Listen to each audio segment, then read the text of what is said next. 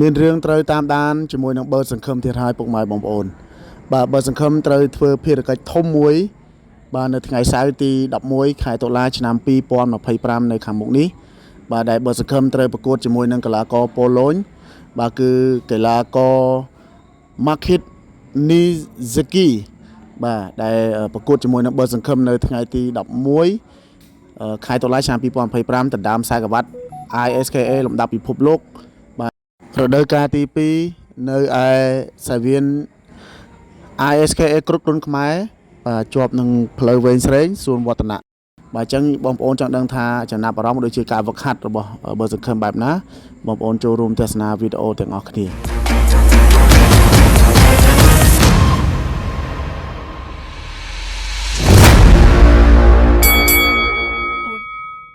ចឹងស្អីសួរបងបាទសុខសប្បាយទេចឹងអត់អីទេបងធម្មតាធម្មតាណាបាទមើលមករយៈចុងក្រោយនេះបន្ទាប់ពីជុំហើយខ្ញុំបានប្រកួតចេញប្រកួតញាប់ដែរទេតាំងខ្ញុំឲ្យបានមកប្រកួតបងបានប្រកួតដែរតាំងខ្ញុំឲ្យទៅបានមកប្រកួតទេបាទលទ្ធផលយ៉ាងម៉េចដែរផលឈ្នះបងបាទ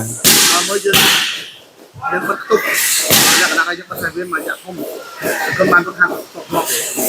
អត់អីទេបងមកវឹកបាត់មុនហាត់ខ្លះអត់ខ្លះបាទអញ្ចឹងយើងនៅតែត្រៀមខ្លួនតមើលខ្ញុំមកដល់ការប្រកួត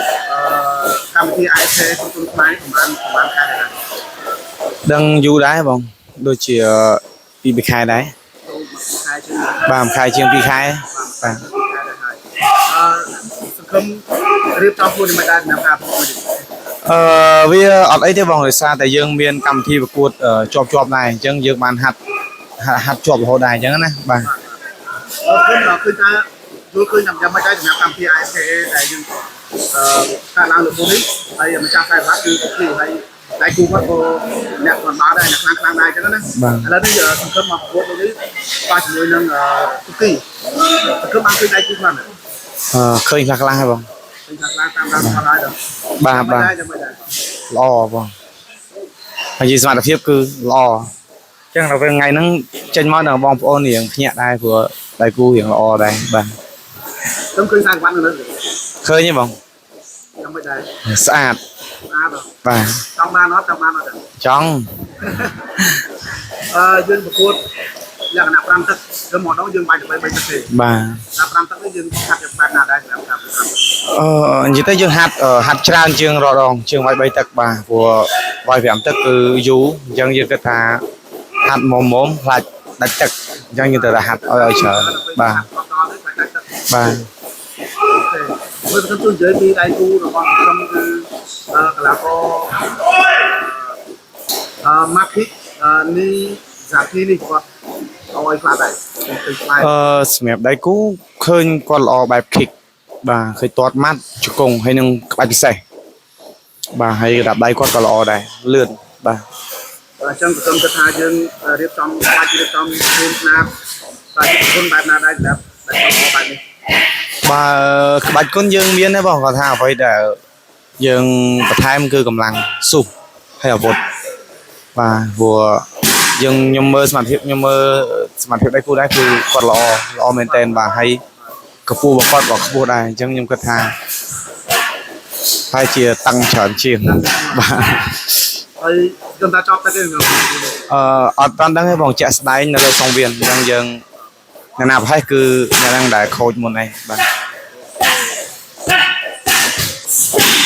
នៅខ្ញុំមកសម្រាប់បាននេះផងដែរបើសិនជាសង្គមឈ្នះខ្ញុំមានឱកាសទៅប្រកួតនៅក្រៅប្រទេសដោយសារតែស្ថាប័ន ISKA គាត់បានបង្កើតខ្សែវ៉ាត់នេះឡើងមកដូចជាបើសិនជាបញ្ហាណាជាកីឡាករកម្ពុជាយើងអាចយើងអាចទៅលេងដល់ខ្សែវ៉ាត់នៅក្រៅប្រទេសសមាជិក ISKA មកដល់70ប្រទេសខ្ញុំចង់លើខ្សែវ៉ាត់ពិភពលោកនៅក្រៅប្រទេសចង់បងបាទ